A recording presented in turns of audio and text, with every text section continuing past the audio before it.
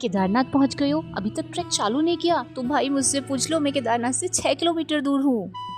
जब मैं सोनप्रयाग के इस पॉइंट पर खड़ी थी तब मेरी 20/20 विजन की आंखें 10 किलोमीटर से कम देखना ही नहीं चाह रही थी, लेकिन इस पॉइंट पर आकर मैं मीटर से ऊपर बात ही नहीं करना चाहती थी। शायद इसी वजह से डॉक्टर ने मुझे चश्मा लगाने की सलाह दी थी, क्योंकि मेरा 20/20 विजन तो कभी था ही नहीं। मैंने झूठ बोला। हेलो दोस्तों, मैं यामिनी केदारनाथ से 6 किलोमीटर दूर होने की खुशी में मैंने अपनी टूटी कमर एक स्टूल पर टिका ली। मात्र 10 मिनट का आराम फरमाने के बाद मेरे पैर मेरे शरीर का वजन उठाने से मुकर गए और जबरदस्ती करने पर ये हुआ।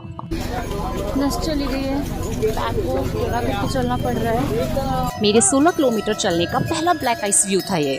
लंगड़ाता देख घोड़े वालों ने भी 3rd डिग्री टॉर्चर दिया, पर अब सिर्फ 3-4 किलोमीटर रह गया है।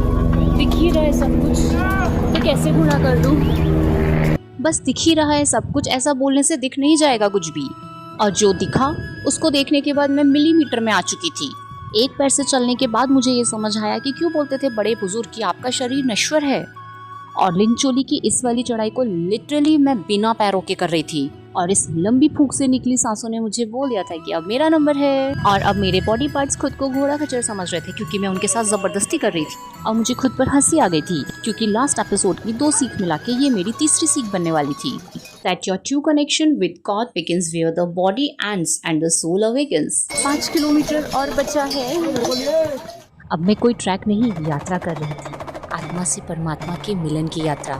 इन वादियों में से अब मुझे भोलेनाथ के डमरू की आवाज़ आने लगी थी।